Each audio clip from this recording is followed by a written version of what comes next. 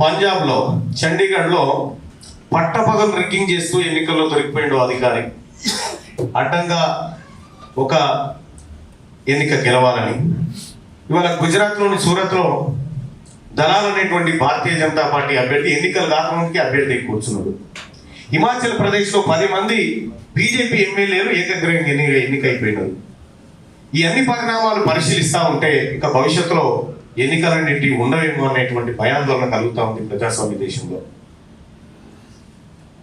400 సీట్లు కావాలని అతను అంటా ఉంటూ భారత రాజ్యాంగం ప్రకారం ఎన్నికల నియమావళి ప్రకారం కావాల్సిన సీట్ల కంటే ఎక్కువ ఎందుకు కావాలని అడుగుతా ఉన్నాడు.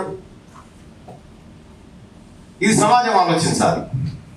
ప్రతిసారి భారతీయ జనతా పార్టీ తన మేనిఫెస్టోలో పెట్టింది ఉచిత రేషన్ మరో 5 సంవత్సరాల పాటు ఇస్తాం. ఎంతమందికి ఇస్తామంటే 80 కోట్ల మందికి. ఎవరాలంటే పేదరికంలో.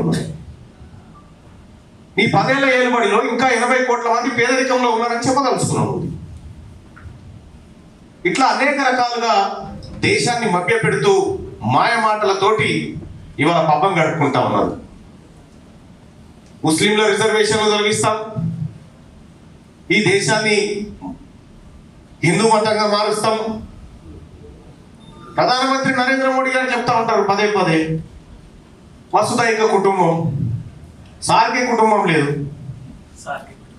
ఆయనకే కుటుంబం లేదు, వసుదైక కుటుంబం అని చెప్తా ఉంటాడు. ఈ దేశం ఇంకా 4 కాలాల పాటు ఈ ప్రజాస్వామ్యం బ్రతకాలంటే మనమంతా పెదవి విప్పాల్సినటువంటి అవసరం ఏర్పడ్డది. అత్యంత కీలకమైనటువంటి అప్కమింగ్ ఎలక్షన్లో ప్రజా సంఘాలు తమ మార్పును చూపిస్తే తప్ప ఈ రాబోతున్నటువంటి ఉపద్రవాన్ని అడ్డుకునే పరిస్థితి లేదు. ఇక్కడ నిర్వహించినటువంటి నిన్ననే ఈ ప్రజాతంత్ర పత్రికలో నేను ఒక ఫుల్ పేజ్ అడ్వర్టైజ్మెంట్ ఇచ్చిన. ఎందుకంటే నా మీద ఉన్న కేసుల లిస్టు మొత్తం ఇందులో ఇచ్చిన. ఎన్ని ఉన్నాయంటే దాదాపుగా నా మీద ఒక 67-75 కేసులు ఉన్నాయి. నాకు తెలియకుండానే 10 కేసులు మాయమైపోయినాయి. వాళ్ళు తీసుకొని పోయినప్పుడే వాపసు తీసుకొని పోయి. అంటే ఒక వ్యక్తి మాట్లాడితే స్వేచ్ఛ లేదు, నిర్బంధాల మధ్య, అణిచివేతల మధ్య ఈడీ, సిబిఐ, ఐటీ, మన్ను మశానం పెట్టి ఇవి ఈ ప్రజాస్వామ్య దేశం కోసం, ఇందులో ఉన్నటువంటి అవినీతి పరుల కోసం తక్కువ వాడి ఎక్కువగా ఆయన లబ్ధి కోసం పనిచేస్తూ ఉన్నటువంటి పరిస్థితి. చాలా డేటా పరిశీలిస్తూ ఉంటే భయంకరమైన నిజాలు కనిపిస్తూ ఉన్నాయి నరేంద్ర మోడీ గారికి. ఈ దేశంలో దేశం 5 ట్రిలియన్ల ఎకానమీకి వెళ్ళిపోతా ఉంది అని చెప్తా ఉన్నారు. మనం 3వ స్థానానికి ఎగబాకినంట. మనం ఎగబాకలే, మీద ఉన్న 2 కింద పడ్డాయి. అట్లా మనం 3వ స్థానానికి పోయినాం. ఇట్లా రకరకాలుగా ఏమనంటే గోరక్షకులు అంటారు. నేను చెప్తా ఉన్నా ఒక మాట, ఎక్కడైనా మీకు బాధ్యత కనిపిస్తే తీసుకుపోయి భారతీయ జనతా పార్టీ అదే నాయకుని ఇంటి కాడ కట్టేది సాపుతాడు. వాళ్ళ పని చేయరు, చేసేది మాత్రం ఇది. మొన్న ఎలక్టోరల్ బాండ్ల రద్దు ఏం జరిగిందో మనం అందరం చూస్తూనే ఉన్నాం.